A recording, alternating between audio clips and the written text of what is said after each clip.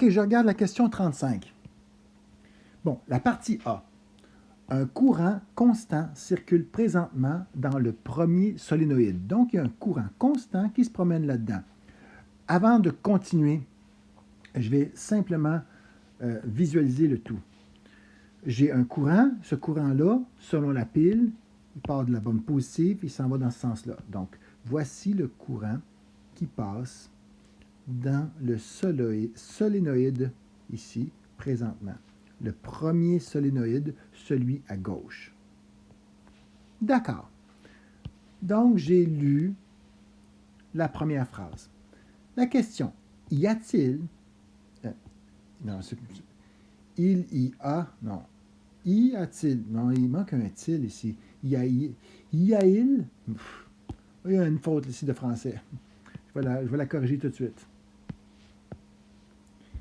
Y a-t-il... Y a-t-il... Y a-t-il... OK, ça c'est mieux. Y a-t-il présentement un courant induit dans le deuxième solénoïde? Si oui, quel est le sens de ce courant? Eh bien, la réponse, c'est non.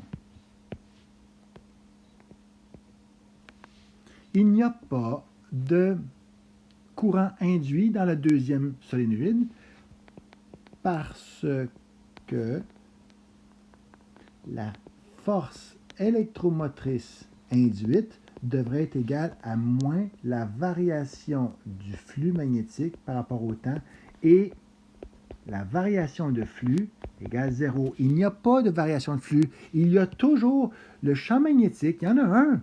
Oui. Ça tourne. Et il y a un champ magnétique. Le champ magnétique, je vais vous le donner. Le champ magnétique devrait être comme ça. Si je prends ma règle de main droite, je mets mon pouce dans ce sens-là. Okay, et j'enroule mes mains à partir du dessous. Et j'enroule mes mains, là, puis je vais juste vous montrer que ça, c'est mon œuvre. J'enroule mes mains, puis là, j'arrive ici. Oups.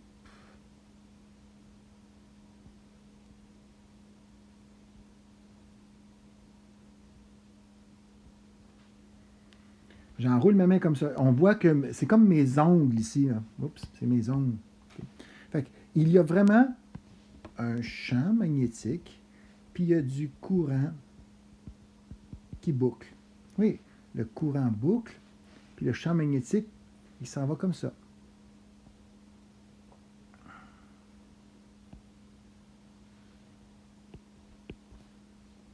Voilà, ça c'est le champ magnétique.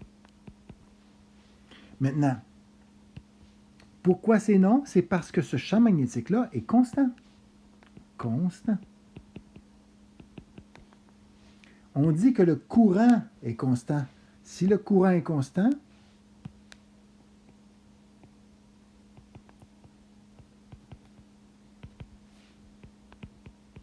alors le champ est constant.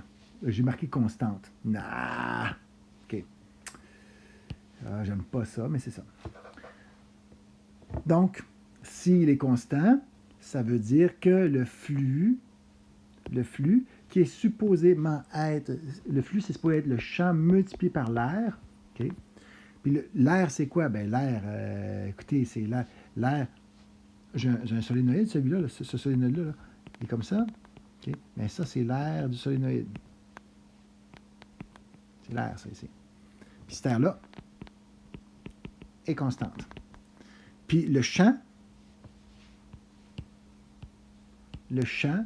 que vous voyez ici, il est constant. Donc, le champ est constant, l'air est constante, ça veut dire qu'il n'y a aucune variation. Le flux vaut quelque chose, mais pas la variation. C'est la variation qui est nulle. Le flux, il vaut quelque chose, mais pas la variation. B.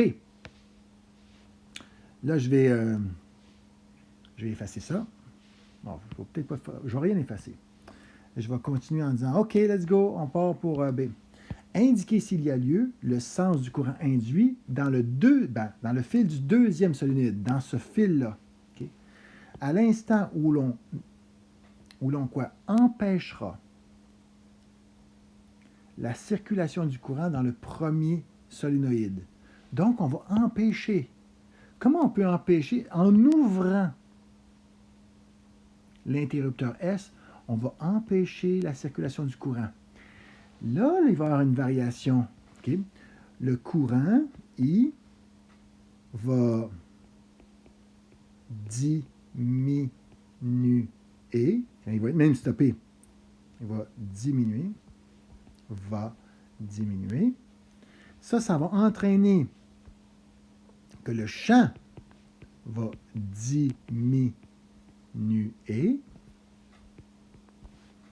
Fait que le champ va diminuer.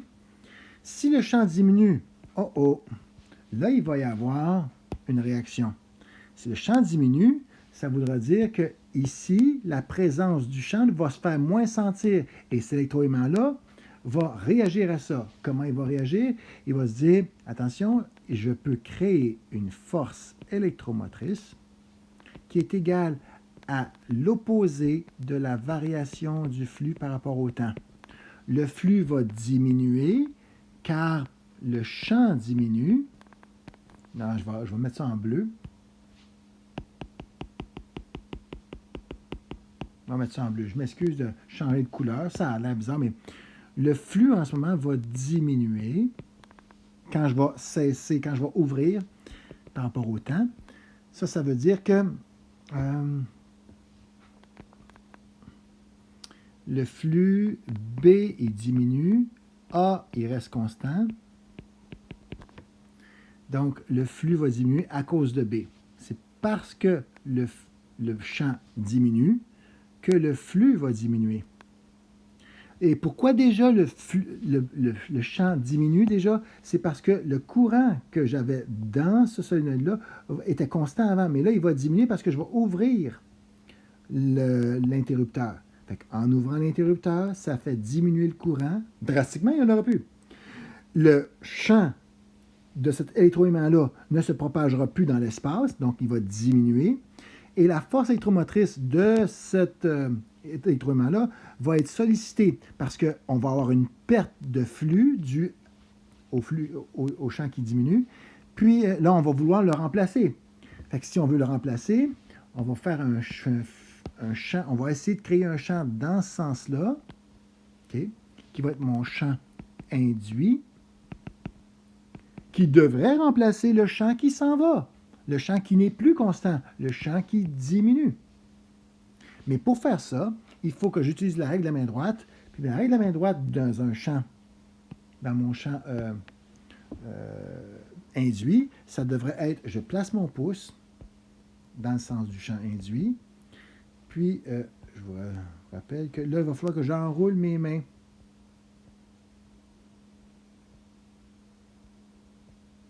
Et boy!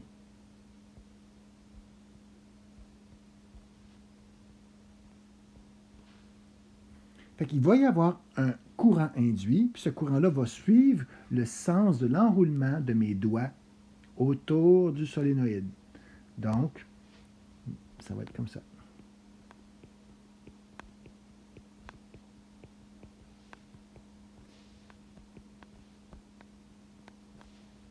Dans le même sens. Oui, dans le même sens.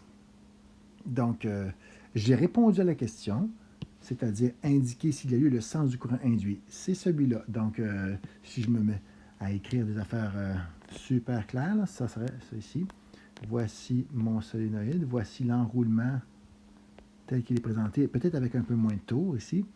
Puis, j'ai dit que ça allait faire comme ça.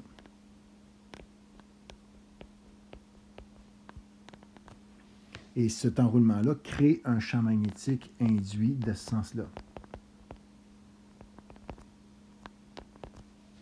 En fait, c'est le même sens que celui du champ qui diminue.